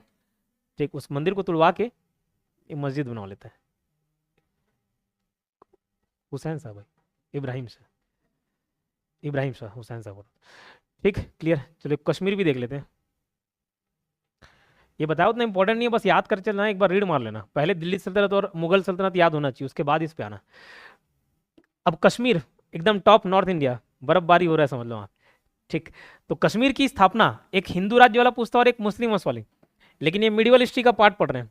प्राचीन इतिहास में भी कश्मीरों का इतिहास मिलेगा, एक किताब है कल्हन के द्वारा रचित राजतरंगिणी, उसमें कश्मीर के इतिहास के बारे में मालूम चलता है। ठीक, तो ये मिडिवल हिस्ट्री के बारे में पढ़ रहे हैं, तो उसमें हिंदू राज की स्थापना कौन करता है, सुहादेव, और मुस्लिम राजवंश की स्थापना शाहमीर। तो याद रखना सुहादेव और शाहमीर दोनों का याद रखना। कैसे याद रहेगा, कश्मीर शाह आ रहा है ना, इस शाह से ही सुहादेव और शाह से ही शाहमीर, आप याद रख लेना। इसने राजधानी बनाई थी इंद्रकोट को, किसने, शाहमीर ने। अभी इसको नहीं पढ़ना, ये शाहमीर को पढ़ना। शाहमीर की राजधानी कौन सी? इंद्रकोट। मौर्य वंश आप एंशियंट हिस्ट्री में पढ़े ना, मौर्य वंश में एक राजा हुआ अशोक। तो पूछा जाता है कि श्रीनगर की स्थापना किसने की? अशोक ने, उस शहर को बसाया था। ठीक है, तो पहले जो राजधानी कश्मीरों की इंद्रकोट थी, उस इंद्रकोट से श्रीनगर कौन ट्रांसफर करवाता है? अलाउद्दीन। अलाउद्दीन खिलजी पढ़े गया, हाँ, लेकिन वो वाला नहीं है। ठीक है, ये दूसरा अलाउद्दीन है। अलाउद्दीन करके बहुत सारे नाम मिलेंगे, 7-8 शासक मिल जाएंगे अलाउद्दीन, कंफ्यूज नहीं होना है। ठीक है, तो सुहादेव क्या, हिंदू राजवंश की स्थापना कश्मीर में। शाहमीर मुस्लिम राजवंश की। राजधानी इंद्रकोट से श्रीनगर कर लिया किसने? अलाउद्दीन ने। इसके बाद एक और नाम आपको याद रखना, सिकंदर शाह। जब बूश शिकन के नाम से पूछा जाए कि बूश शिकन किसको बोला जाता था, तो एक था, पुराने समय में पढ़े, दिल्ली सल्तनत के ऊपर महमूद गजनवी। ठीक, क्यों? मंदिर जितने भी दिखते थे और जहाँ मूर्ति मिलती थी उसको तुड़वा देता था। ठीक, वैसी था ये सिकंदर शाह। एक और आप सिकंदर लोदी पढ़े होगे, लोदी राजवंश में, तो उसका भी नजरिया वैसी था। ठीक है, कट्टर इस्लामिक था, तो बोले सब मूर्ति तुड़वा दिया था वो भी। तो वैसे ये भी सिकंदर शाह, ये जहाँ पे भी मंदिर मिलता था और मूर्ति दिखता था उसको तुड़वा देता था। इस कारण उसको क्या बोला गया? बुत शिकन है, किशन हो गया, शिकन है। क्लियर? बुत शिकन, किशन नहीं, शिकन। एक और फेमस क्वेश्चन पूछा जाता है बार बार कि कश्मीर का अकबर किसको बुलाता है? तो जैनुल आबदीन। कौन? जैनुल आबदीन। वो भी कश्मीर राजवंश का ही शासक था। कौन? जैनुल आबदीन। तो 1420 में जैनुल आबदीन ये सिंहासन पर बैठता है और इसको अपनी धार्मिक सहिष्णुता के कारण कश्मीर का अकबर बुलाता है। अकबर के पहले था ये, बाद में इतिहासकारों ने इसको नाम दिया कि तुम भैया क्या हो? अकबर हो। क्यों अकबर? जैसे अकबर काम करता था, क्योंकि अकबर को मालूम था कि भैया इससे पहले जो हमारे दादा परदादा लोग आए, शासन कर पाए, लेकिन पूरे भारत पर कब्जा नहीं कर पाए। और भारत पे ज़्यादातर उस टाइम निवासी कौन? हिंदू। और हिंदू विरोधी नीति ला के कोई प्रजा के दिल में तो राज नहीं कर सकता, बहुत ज़्यादा सालों तक राज नहीं कर पाएगा, विद्रोह होते ही रहेंगे। ठीक है, तो वो क्या किया, धीरे धीरे उदारवादी होना चालू किया। तीर्थ यात्रा कर समाप्त कर दिया, जजिया कर समाप्त कर दिया। ठीक, तो थोड़ा सहिष्णु होना चालू किया। मंदिर बनाना है, ठीक है बना लो, कोई मंदिर वगैरह नहीं तोड़ूंगा, बना लो जितना बना। बस वैसे ही जैनुल आबदीन को भी ये चीज़ नजर आया। कई सारे वहाँ कश्मीर हिंदू थे, कश्मीर पंडित थे, वहाँ से भाग गए थे इसके पापा के टाइम में, जैनुल आबदीन के समय में। इसको लगा कि यार कश्मीर पे पकड़ बनाना है तो सभी धर्म को आगे बढ़ाना पड़ेगा। तो हिंदू को रिझाने के लिए इसने क्या किया, जजिया कर वहाँ कश्मीर में जो चलता था, जितने भी गैर मुस्लिम थे, उस जजिया कर को इसने माफ़ कर दिया। गाय हिंदुओं के लिए माता समान है, तो बोला कि गाय नहीं कटेंगे, मेरे शासनकाल में कोई बीफ नहीं खाएगा, गाय नहीं कटेगा। ठीक, तो उस पर भी पाबंदी लगा दी किसने? जैनुल आबदीन ने। जजिया कर समाप्त किया, बताया गाय कटवाने से मना कर दिया, रोक लगा दिया। ठीक है, मंदिर मस्जिद बनाने के लिए सबको बढ़ावा दिया, पैसा चाहिए, हाँ मेरे कोष से ले जाओ, लेकिन बनाओ, मंदिर मस्जिद बनाओ। ठीक, इसीलिए इसको धार्मिक सहिष्णुता के कारण कश्मीर का अकबर बोला गया। क्लियर? अभी इतने सारे भाषाओं का ज्ञाता था, उसको नहीं पढ़ना है। महाभारत और राजतरंगिणी, इसका इसने फारसी में अनुवाद कराया। खुद इसको फारसी संस्कृत बहुत सारी भाषाएं आती थी, ठीक है, लेकिन महाभारत पढ़ा है, बोला ठीक है यार मजेदार किताब है। और राजतरंगिणी ये बोले कि चलो मेरे से पहले जो कश्मीर में राजवंश आए थे, शासन किए, उसके बारे में तो मेरे को समझ आना चाहिए, मालूम चलना चाहिए। तो राजतरंगिणी जो कि किसने लिखा था? कल्लर ने। इसमें क्या खास बात है, तो कश्मीर का इतिहास इसमें मिलता है। इसको फारसी में अनुवाद कराया, पर्शियन लैंग्वेज में। किसने? जैनुल आबदीन ने। तो इसको ऐसे याद कर लेना, जैसे आज राज नहीं कर रहे कश्मीर पे, आज आधा हिस्सा पीओके के पास है, आधा हिस्सा चाइना के पास है, ठीक है, अक्साई चीन नाम से। तो आज राज नहीं कर रहे हैं, कल राज करेंगे कश्मीर पे, तो कल राज करेंगे कश्मीर पे। कल से आगना कलहन, राज से आगना राजतरंगिणी, और उसकी किताब में क्या है? कश्मीर का इतिहास है। तो ये राजतरंगिणी का ट्रांसलेशन किया किसमें? फारसी भाषा में। ठीक, आगे चल के 1588 में कश्मीर को मुगल साम्राज्य में मिला लिया गया, किसके द्वारा? अकबर में। उसको मालूम चला अच्छा वहाँ कश्मीर का कोई अकबर है, ठीक है, अकबर था, बोला चलो ठीक है कश्मीर देख के आ जाए, तो कश्मीर को भी कब्जा कर लेता है। कौन? अकबर। ठीक, क्या क्या देखे? 3 प्रांतीय राज देखे, मालवा, जौनपुर और कश्मीर। मालवा दिल आ गया से याद रखे, दिलावर खां। दिलावर खां स्वतंत्र करा लेता है, तुगलकों के समय में ही अलग हो जाता है 1392 से 1402। 1405 पे इसका बेटा अलप खां हुसंग शाह की उपाधि से गद्दी पे बैठता है। ठीक, क्या क्या निर्माण करवाता है? हाँ से हुसंग शाह और हाँ से ही हिंडोला भवन। मांडू का किला भी यही निर्माण कराता है। ये सब कहाँ पड़ रहा है? मांडू का किला, ये सब एमपी में है, मालवा का क्षेत्र एमपी में ज़्यादातर। क्लियर? उसके बाद फेमस शासक बाज बहादुर, जिसकी खूबसूरत बीवी कैटरीना कैफ, क्या नाम था, रूपमती, इसके चलते आक्रमण होता है। अकबर भेजता है आदम खां को और पीर मोहम्मद खां को। ठीक, वापस जब इन लोग जवाबी कार्रवाई करते हैं 1562 में, तब पीर मोहम्मद मारा जाता है। 1562 में फिर अकबर सेना भेजता है, इस बार अब्दुल्ला खां को भेजता है नेतृत्वकर्ता के रूप में, सेनापति बना के भेजता है अब्दुल्ला खां को। अब्दुल्ला खां जिता देता है, लेकिन बाज बहादुर फिर भागता कहाँ, चित्तौड़। उदय सिंह का शरण लेता है, बोलता है थोड़े दिन तक शरण दे देता है, लेकिन भैया तुम्हारे लिए नहीं लड़ूंगा मैं, अपनी लड़ाई लड़ूँ, तुम्हारी लड़ाई लड़ूँ। तो ठीक, फिर बाद में अकबर बात करके बाज बहादुर को अपने दरबार में रखवा लेता है, बोलिए गाना वाना तुम बजाना, तबला वबला तुम बजाना। ठीक, यहाँ कहानी खत्म 1561-62 में। ठीक, जो 1392 से इतिहास चालू हुआ था वो आगे चल के 1562 में खत्म हो जाता है मालवा का शासन। अब मुगल साम्राज्य के अंतर्गत रहता है, समझ लो। ठीक, उसके बाद कौन सा पढ़े, जौनपुर। इसका एक फेमस शासक इब्राहिम, जॉन इब्राहिम से याद कर लेना। उसके पहले जौनपुर शहर की स्थापना किसने, फिरोज शाह तुगलक ने। किसके याद पे, तो अपने भाई जूना खान, जिसको हम मोहम्मद बिन तुगलक के नाम से भी जानते हैं, तो उसकी याद पे जौनपुर नाम का शहर बसाता है। लेकिन इसको कौन स्वतंत्र करवा लेता है, ख्वाजा जहाँ। मलिक कुशर की उपाधि से ये गद्दी पे बैठता है, जिसको कौन दे रहता है, फिरोज शाह का बेटा सुल्तान महमूद, ये उपाधि देता है। ठीक है, क्लियर। फिर इब्राहिम वाला बताया, जॉन इब्राहिम पैसे का घोटाला किया था, तो घोटाला से अटाला याद के, अटाला देवी का मंदिर का निर्माण कराया, मस्जिद का निर्माण कराया, उससे पहले वो मंदिर था। मंदिर कौन बनाया पूछा तो विजय चंद्र। ठीक, उतना याद रखना। फिर देखिए कश्मीर, तो कश्मीर में शाह शाह आ रहा है, शाह से याद होगा, सुहादेव, हिंदू मुस्लिम शाहमीर। ठीक, फिर और फेमस शासक आया जैनुल आब्दीन। कौन, जैनुल आब्दीन, 1420 में शासक बनते हैं। इसको कश्मीर का अकबर बोला गया, क्यों बोला गया, हाँ अपनी धार्मिक सोचना। ठीक, क्या किया इसने, जजिया कर माफ कर दिया, गौवध प्रतिबंध करा दिया। ठीक है, मंदिर मस्जिद बनाने पे जोर दिया, बनाओ। लेकिन आगे चल के इसको कौन कब्जा कर लेता, खुद अकबर। अकबर के नज़र में आता है, 1588 में ये इस पे आक्रमण करता है और इसको छुड़वा लेता है। तो स्वतंत्र प्रांतीय राज के अंतर्गत आज 3 पढ़ेंगे, क्योंकि इसमें फैक्ट ज़्यादा है, कहानी कम है, तो आज इतना पढ़ना, याद करके आना। बाकी बचे कुछ 2-3 और होंगे, उसको कल देख लेंगे। अभी फिलहाल आप टेस्ट दिलाइए, ऑफ कर दो। चलिए, स्वतंत्र प्रांतीय राज्य, उम्मीद है याद किए होंगे। बताइए मैडम, क्या याद है? कुछ नहीं याद किए होंगे, हाँ क्या याद है, कुछ नहीं, चलो ठीक। स्वतंत्र प्रांतीय राज, इसमें मैंने बोला एकदम ज़्यादा कहानी वगैरह आपको याद नहीं, गिने चुने फैक्ट्स जो मैं थोड़ा जोर दे के जो रिलेट करके याद कर रहा हूँ, उसको आपको याद रखना है। बाकी पूरा फोकस आपको किस पे रखना है, दिल्ली सल्तनत, मुगल सल्तनत, विजयनगर साम्राज्य, ठीक, मराठा, इस पे रखना। यहाँ से मिडिल हिस्ट्री में कवर हो जाता है। और कभी कभार राजपूत को भी मीडियल में काउंट कर लेते हैं, लेकिन हम लोग उसको एंशिएंट में पढ़ के आ चुके हैं, जो राजपूत काल है। ठीक है, तो ये सारे मीडियलिस्टिक इंपॉर्टेंट पॉइंट है, एकदम ज़्यादा दिमाग पे जोर नहीं देना है, लेकिन सुन लो, ठीक, सुनते चलना और जितना हो सके याद करते चलना। मैं पुराना वाला रिवाइज करा रहा हूँ, ठीक, क्योंकि आप लोगों से बड़ी उम्मीदें रहती हैं। स्वतंत्र प्रांतीय राज्य, जौनपुर देखे थे, एकदम क्विक रिवीजन, फास्ट रिवीजन, सुनते चलना। याद कैसे किए थे जौनपुर, तो जॉन इब्राहिम, पहले भी ये शासक याद रहने चाहिए ना, कौन से शासक किस क्षेत्र के हैं, तो जॉन इब्राहिम से याद किए थे कि इब्राहिम शाह इसका शासक था। ठीक है, जजा ख्वाजा जौनपुर, तो ये ख्वाजा जहाँ, ये भी जौनपुर का था। ठीक, ये याद रहेगा, 2 इन लोग आपको याद रखना चाहिए। ठीक है, और यहीं पे एक और हीरो था, कौन, हुसैन शाह। 3 लोग मिल गए, ख्वाजा जहाँ, इब्राहिम शाह, हुसैन शाह सरकी।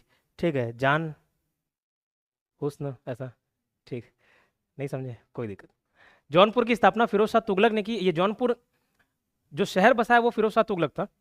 ठीक है, किसके नाम पे बसाया, तो अपने भाई मोहम्मद बिन तुगलक, उसका जो निक नेम था जूना खां, उसके नाम पे बसाया। फिर ख्वाजा जहाँ सरकी, इसने सरकी राजवंश की स्थापना की, ख्वाजा जहाँ सरकी ने सरकी राजवंश की स्थापना की, इसी के समय में इसको स्वतंत्र करा लिया था। ठीक है, किस उपाधि से बैठा गद्दी पे, मलिक उशरसर। ठीक है, मलिक उशरसर। अब ये कौन दिया इसको उपाधि, तो फिरोज शाह तुगलक का पुत्र सुल्तान महमूद। क्यों दिया, ये अलग हो रहा है इसके राज्य से, तो मैंने बताया था फिरोज शाह तुगलक के आपस में अपने बेटों से नहीं बनती थी, विद्रोह करते थे लोग। ठीक है, फिर जौनपुर पर आगे चल के बहलोल लोदी ने कब्जा कर लिया। ठीक है, तो 3 लोगों के बारे में हमको जानना है, ख्वाजा सर की ये राजवंश की स्थापना की, तो इसको याद रख लेना। ठीक है, दूसरा जॉन इब्राहिम से याद किया था, और जॉन इब्राहिम वो धूम वाला मूवी याद आता है। ठीक, वहीं से तो घोटाला किया, घोटाला से अटाला, लेकिन ये पहले मंदिर था। कौन बनाया? विजय चंद्र। फिर कौन हो गया? क्या हो गया? मस्जिद हो गया। मस्जिद कौन बनवाया? इब्राहिम शाह। ठीक है, इब्राहिम शाह। और इसके काल में जौनपुर में साहित्य स्थापत्य कला में काफ़ी विकास हुआ और इसीलिए जौनपुर को भारत का सिराज बोला जाता है। अच्छी बात है। ठीक है, जामा मस्जिद का निर्माण हुसैन शाह सरकी। ये इतने सारे जामा मस्जिद है, कितने कितने को याद करोगे। ठीक। फिर कश्मीर, तो कश्मीर को कैसे याद किए? शाह शाह शाह से याद किए थे। एक शाहमीर, एक सुहादेव। तो कश्मीर शाह शाह आ रहा है उसमें, तो सुहादेव हिंदू राज्य का संस्थापक, शाहमीर मुस्लिम वाला। ठीक है, लेकिन ये हम लोग मिडिवल हिस्ट्री के परिप्रेक्ष्य में पढ़ रहे हैं। 1301 में हिंदू राज्य, तो उससे पहले क्या हिंदू राज्य नहीं था। ठीक है, तो ये मिडिवल हिस्ट्री के कंटेक्स्ट में पढ़ रहे हैं। इसकी राजधानी थी इंद्रकोट, लेकिन बाद में इंद्रकोट से अलाउद्दीनपुर लेके चले गया। कौन? अलाउद्दीन। अब ये अलाउद्दीन वो खिलजी वाला नहीं है। ठीक है, उधर दिल्ली सल्तनत के कोई अलाउद्दीन से इसका लेना देना नहीं है, ये अलग अलाउद्दीन है। ठीक है, तो इंद्रकोट से इसने अलाउद्दीनपुर ले गया। अलाउद्दीनपुर किसको बोला? श्रीनगर को। ये श्रीनगर किसने स्थापित किया था? पूछा था, अशोक बसाया था। ठीक है, श्रीनगर को अशोक बसाया था। तो राजधानी परिवर्तन कर लिया इंद्रकोट से अलाउद्दीनपुर, किसने? अलाउद्दीन ने। ठीक है, सिकंदर शाह को मूर्ति भंजक बोला जाता था या बुत शिकन बोला गया। तो जैसे उधर सिकंदर लोदी कट्टर इस्लाम था, वैसे ये भी सिकंदर शाह भी था। 1420 में जैनुल आब्दीन सिंहासन पर बैठा, इसको कश्मीर का अकबर बोला जाता है। कई ऐसे इसने कार्य किए जिसकी वजह से इसको बोला गया कि एक सहिष्णुप्रिय राजा था। जैसे बताया, गौवध निषेध करवा दिया, जजिया कर छूट करवा दिया, मंदिर मस्जिद बनाने के लिए इसने जोर दिया। ठीक है, फंड दिए, तो इसीलिए इसको कश्मीर का अकबर बोला गया। अकबर सहिष्णु राजा था। ठीक है, इसलिए इसकी तुलना इससे की जाती है। बहुत सारा भाषाओं का ज्ञाता था, अच्छी बात है। महाभारत राजस्थानी को फारसी में अनुवाद कराया। ठीक है, फिर बाद में जब मालूम चला अकबर को कि मेरे नाम से कोई और फेमस हो रहा है, कब्जा। ठीक, क्लियर। चलो, बंगाल बंगाल बंगाल नहीं पढ़े थे ना, मालवा पढ़े थे। ये तो दिल आ गया था किस पे? माँ पे। माँ पे। ठीक है, मेरे साथ हो तो कम से कम इतना अच्छा सिखा दिए। तो दिल आ गया किस पे? माँ पे। तो माँ से आखना मालवा। ठीक है, दिल आ गया से आखना दिलावर खां। दिलावर खां मालवा को स्वतंत्र घोषित कराया। ठीक है, और 1405 में दिलवार का पुत्र अलप खां, ये कभी 1405 मिलेगा, कभी 1402 मिलेगा। ठीक है, इसका शासनकाल कभी 1392 से 1402 बताता है, कभी 5 बताता है। याद नहीं रखना था इसका शासनकाल। ठीक, इसका पुत्र अलप खां, लेकिन उपाधि किस उपाधि से बैठा? हुसंग शाह के। इसने राजधानी धारा से मांडू स्थानांतरित की। ठीक, ये सब एमपी में पड़ेगा, एमपी वाला एरिया में। ठीक है, तो धारा से कहाँ कर लिया? मांडू। हुसंग शाह के निर्माण कार्य क्या था? मांडू के किले, ह से हुसंग शाह, हिंडोला भवन या दरबार हॉल। ठीक, मालवा में खिलजी वंश की स्थापना महमूद शाह। तो माँ याद रखना, माँ से मालवा और माँ से महमूद शाह। खिलजी वंश की स्थापना की थी किसने? महमूद शाह। लेकिन हम लोग जो मालवा पढ़ रहे हैं इसमें कई सारे राजवंश आए, या कई सारे बोल सकते हो अलग अलग धर्म के, धर्म तो नहीं बोलना चाहिए, एक ही सब इस्लामी धर्म के थे, अलग अलग साम्राज्य स्थापित हुआ था। ठीक, जैसे खुरीद डायनेस्टी बोला, फिर एक खिलजी डायनेस्टी बोला, तो अलग अलग डायनेस्टी लोग आए थे। लेकिन हम लोग सिर्फ मालवा पढ़ रहे हैं, और चूंकि वो इतना खास इंपॉर्टेंट नहीं है, तो किसी भी किताबों में इससे ज़्यादा पॉइंट आपको नहीं मिलेंगे 8 से 10 में। ठीक, लेकिन इसमें एक कहानी बहुत फेमस है जिसका कनेक्शन अकबर से है, तो उसको आप लोग याद रख लेना। बाज बहादुर और रूपमती, इसका लव स्टोरी चर्चित है। ठीक है, किसका? बाज बहादुर और रूपमती का। इसी रूपमती के खूबसूरती से प्रभावित हुआ था कौन? अकबर का एक सेना नायक आदम खां। ठीक है, तो आदम खां और पीर मोहम्मद लोग एंट्री मारते, लड़ाई झगड़ा करने जा रहे थे अकबर से परमिशन लेके। तो 1561 में मालवा का युद्ध होता है। मालवा का युद्ध मतलब मालवा इसको कब्जा करने जा रहे थे। सारंगढ़, बैटल ऑफ सारंगढ़, किसके किसके बीच? तो बाज बहादुर और अकबर के बीच, या अकबर ना बोल के अगर स्पेसिफिक हम लोग जाएं तो आदम खां और पीर मोहम्मद। लेकिन इतिहास उतना याद नहीं रखा जाता, सिर्फ अकबर के साथ लड़ाई हुआ था, बस इतना ही। ठीक फिर भाग के खानदेश चले जाता है, और बरार और खानदेश के साथ संधि करके, समझौता करके, इन तीनों लोग मिल के किससे लड़ते हैं? अकबर से लड़ते हैं। उसके सेना नायक पीर मोहम्मद को मार भी देते हैं। अकबर दोबारा सेना भेजता है 1562 में। ठीक है, और उसको जीत लेता है। मतलब 3 युद्ध होते हैं, 1561 में एक, फिर उसी टाइम छुड़वा भी लेता है, फिर 1562 में वापस सेना भेजता है अकबर। ठीक, उसके प्रतिष्ठा पे बात आ गई थी। ठीक, फिर वो रूपमती जहर खाक मर जाती, कोई जहर बोलता है, कोई हीरा बोलता है। देखे थे क्या? नहीं है। तो जो अच्छा कहानी लगे, बताया था अंगूठी वाला था।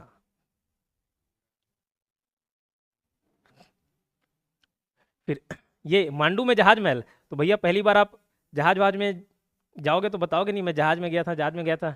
ठीक है, तो जहाज महल गया से याद रखना, गयासुद्दीन खिलजी, और फतेहाबाद में तुष्क महल का निर्माण महमूद खिलजी। ठीक, क्लियर, ओके। 2-3 पॉइंट और, 2-3 और ऐसे स्वतंत्र प्रांतीय राज्य हैं, उसको भी देख लेते हैं। गुजरात का देख लेते हैं। मैंने बोला कोई शासक आपको नाम याद रखना है किन से क्षेत्र से संबंधित है, ठीक है, क्योंकि वही याद नहीं रहेगा तो दिक्कत है, कितने अलग अलग क्षेत्र के कितने अलग अलग राजा हो गए। तो गुजरात देखो, पहले तो मैंने बोला कि आपको ये राजा में ही कन्फ्यूजन नहीं होना चाहिए। एक मुजफ्फरपुर में दंगा हुआ था, मैं ऐसे याद कर लिया, मुजफ्फरपुर में दंगा हुआ था और गुजरात भी दंगा हुआ था, ठीक है, तो ऐसे रिलेट कर लिया। मुजफ्फरपुर गुजरात में ही ऐसा रिलेट कर लो, है नहीं, वो यूपी में पड़ता है, लेकिन इधर मुजफ्फरपुर का दंगा, गुजरात का दंगा, तो मुजफ्फरपुर से आएगा ना मुजफ्फर शाह, ठीक है, क्या याद रखोगे, मुजफ्फर शाह। ये संस्थापक था किसका, गुजरात में स्वतंत्र राज्य का। 1391 में मोहम्मद शाह तुगलक द्वारा नियुक्त गुजरात का सूबेदार जफर खां, ये अलग हो जाता है, देखिए अब मैं स्वतंत्र हूँ, तो सुल्तान मुजफ्फर शाह की उपाधि से गुजरात का स्वतंत्र सुल्तान बना, किस नाम से बोल रहा हूँ, जफर खां। एक अलाउद्दीन का खास जफर खां वो अलग है, ये अलग है, ठीक। तो गुजरात का जफर खां सुल्तान मुजफ्फर शाह की उपाधि से गुजरात का स्वतंत्र सुल्तान बनता है, ठीक है। कौन इसमें फेमस शासक कौन कौन, तो ये दो लोगों को तो याद रखना ही आप, अहमद शाह और महमूद बेगड़ा, ठीक है। अहमद शाह, अहमदाबाद की स्थापना इसी ने की थी, अहमद शाह, किसने, अहमद शाह ने। तो सारे शासक आपको लाइन से याद हो जाएंगे, गुजरात वाले जो चार हैं, एक तो गुजरात दंगा और मुजफ्फरपुर वाला दंगा, तो मुजफ्फर शाह याद रह जाएगा, ठीक है। और गुजरात में अहमदाबाद है तो अहमद शाह याद रह जाएगा, ठीक। एक हमारे गुजरात के प्रसिद्ध नेता, तो कई बार पी पा के बेगड़ा टाइप का बात करते हैं, ऐसा याद रखना, बेगड़ा कोई समर्थक होगा इसलिए पूरा नाम नहीं ले रहा हूँ, ठीक, लेकिन है बहादुर भाई, 56 इंच का सीना, ठीक, तो बहादुर शाह।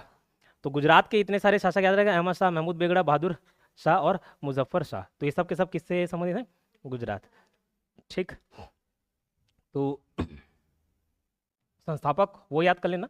अहमद शाह के बारे में याद रखना, किसने अहमदाबाद शहर की स्थापना की थी, साबरमती नदी के किनारे, ठीक है, क्लियर। और इसी में एक प्रसिद्ध शासक आता है कौन, महमूद बेगड़ा।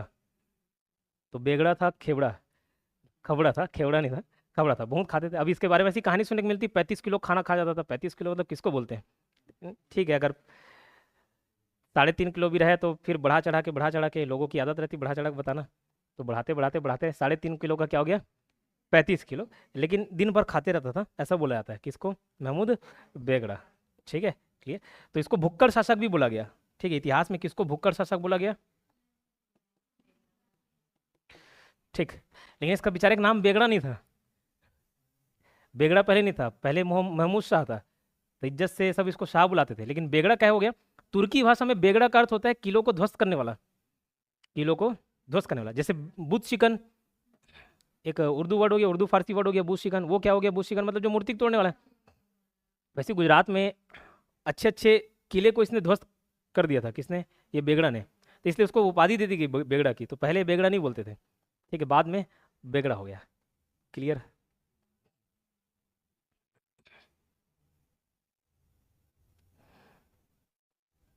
मेवाड़, मेवाड़ के सारे कहानियाँ आप इसके जो कैरेक्टर है उससे परिचित होंगे।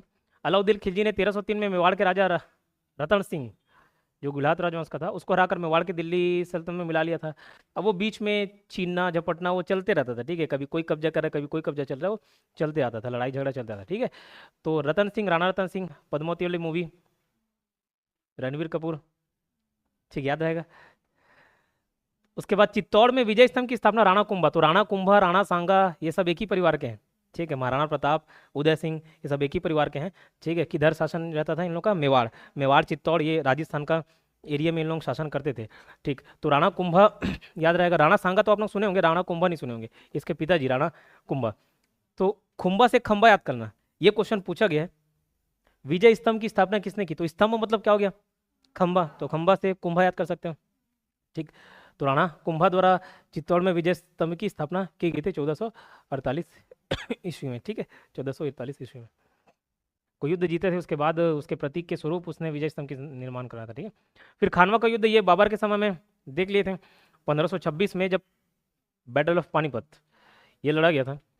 उसके बाद बाबर यहाँ भारत में एंट्री मारा, वापस जा ही नहीं रहा था, उसको इन्वाइट भी किया था किसने, खुद राणा सांगा ने, लेकिन उसको बोला कि भैया हमको दिल्ली गद्दी चाहिए, वो देने को तैयार नहीं बाबर।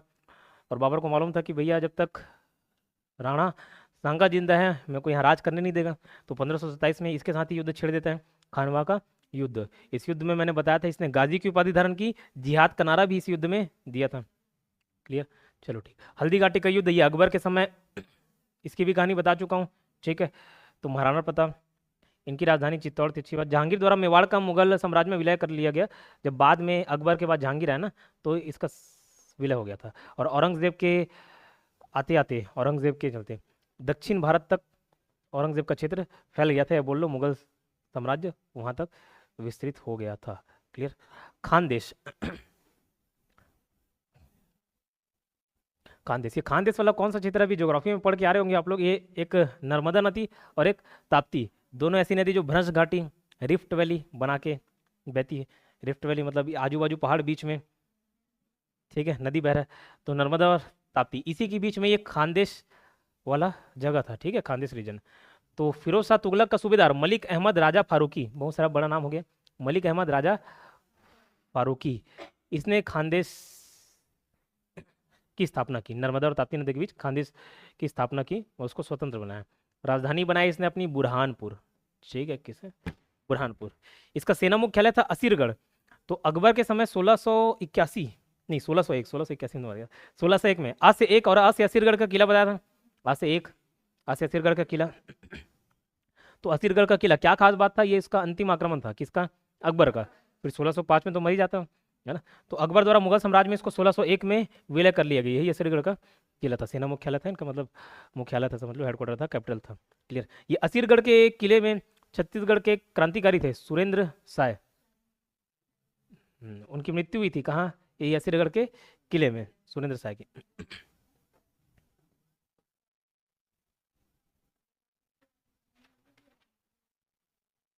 हाँ ठीक है। और क्या बच गया, बंगाल, उसके बाद शायद सब खत्म, ये बंगाल। तो देखो ये पॉइंट तो खैर लास्ट में पढ़ना था हम लोग को। ये बंगाल भी स्वतंत्र कराया था। देखो गयासुद्दीन तुगलक ने बंगाल को 3 भागों में विभाजित किया था। उत्तर बंगाल को बोलते थे लखनौती, पूर्वी बंगाल को बोलते थे सुनार, और दक्षिण बंगाल को बसंत गांव। लखनौती, सुनार गांव और बसंत गांव, ये किसने विभाजन किया था, गयासुद्दीन तुगलक ने। आपको बताया था बंगाल अभियान में गया हुआ था ये, वहाँ से जीत के आया और वापसी में इसकी मृत्यु जाती है। 3 भागों में बांटा था, लखनौती, सुनार गांव और बसंत गांव, ठीक है। 1364 में सुल्तान सिकंदर शाह ने निर्माण कराया पांडुआ में अदीना मस्जिद। कुछ कुछ इसके इंपॉर्टेंट पॉइंट बता रहा हूँ जो कंस्ट्रक्शन वगैरह कराए हैं। और आगे चल के सबसे लास्ट में पढ़ना था, बंगाल को दिल्ली सल्तनत में मिलाया किसने, बख्तियार खिलजी ने। तो ब से बंगाल, ब से बख्तियार, बख्तियार खिलजी ने दिल्ली सल्तनत में मिला लिया था। चलो ठीक। एक पांडुआ में अदीना मस्जिद है, ये फेमस, याद रखना। एक अटाला मस्जिद अलग है, वो कौन, जॉन इब्राहिम घोटाला, तो वो इब्राहिम शाह था अटाला वाला, ठीक है। ये है अदीना मस्जिद, वो अटाला है, ये अदीना मस्जिद। तो इसको ऐसे याद कर लिया, देखो पांडुआ में अदीना मस्जिद। अब सिकंदर, सिकंदर शाह, ये भले दूसरा सिकंदर है, लेकिन हम लोग सिकंदर नाम आता है तो एक ही सिकंदर को जानते हैं, वो पोरस अलेक्जेंडर वाला सिकंदर। तो भैया वो आंडू पांडू था क्या, नहीं, लेकिन था, ठीक है। तो पांडुआ में अदीना मस्जिद, ठीक है, पुदीना होते नहीं तो पांडुआ, पुदीना, अदीना। तो सिकंदर शाह ने किसका निर्माण कराया, पांडुआ में अदीना मस्जिद, ठीक, क्लियर। बंगाल का शासक जो न्यायप्रियता के लिए प्रसिद्ध था, गयासुद्दीन आजम शाह, ठीक है। न्यायप्रियता के लिए प्रसिद्ध है इसलिए इसका बेटा ही कभी कुछ केस में इन्वॉल्व हो गया तो अपने बेटे को भी सजा दे दिया। तो वहाँ से इसको बोला गया कि नहीं भैया ये अपने फैमिली को नहीं देखता, मतलब न्याय प्रिय है ये व्यक्ति। कौन, गयासुद्दीन आजम शाह। कुछ खास इंपॉर्टेंट नहीं है, ठीक है। पांडुआ से गौड़ स्थानांतरित की, ये भी कुछ खास इंपॉर्टेंट नहीं है, लेकिन पढ़ते पढ़ते याद ही हो गया। किसने किया, तो अलाउद्दीन हुसैन शाह, मतलब पहले राजधानी इनकी पांडुआ करती थी, बाद में गौड़। प्राचीन इतिहास में कभी पढ़ते हैं गौड़ शासक शशांक, ये तो वो बंगाल में ही है ना। तो अलाउद्दीन हुसैन शाह ने तो राजधानी कहाँ से कहाँ ट्रांसफर कर लिया, सिर से पैर कर लिया, सिर से पैर कर लिया। सिर मतलब भैया हुस्न, अगर कोई हुस्न बोल रहे हैं तो फेस कोई देख के बोल रहे हैं, तो हुस्न से हुसैन शाह। पैर कर लिया मतलब छत्तीसगढ़ी में पैर को क्या बोलेंगे, गोड़। तो हुसैन शाह ने राजधानी को गौड़ स्थानांतरित कर लिया था, ठीक, क्लियर। और यही अलाउद्दीन हुसैन शाह के समकालीन थे महाप्रभु चैतन्य। अब ये कौन है, ये भक्ति आंदोलन में पढ़ते हम लोग। इस कौन टेम्पल सुने होगे नाम, हरे कृष्णा वाला इस कौन टेम्पल, या अक्षय पात्रा, या फिर हरे कृष्णा मूवमेंट, ये सब सुने होंगे। तो इन लोग इसको गुरु मानते हैं महाप्रभु चैतन्य को। तो इनको बोला जाता है कृष्ण और जो राधा हैं उनके अवतार हैं, कौन, महाप्रभु चैतन्य। तो भगवान को पाने के अलग अलग मार्ग, उसमें से इन्होंने भक्ति मार्गों को चुना, ठीक है। तो बल दिया चैंटिंग पे, नाच पे, गाने पे, ठीक है, मतलब भक्ति में ही लीन रहते थे भगवान के।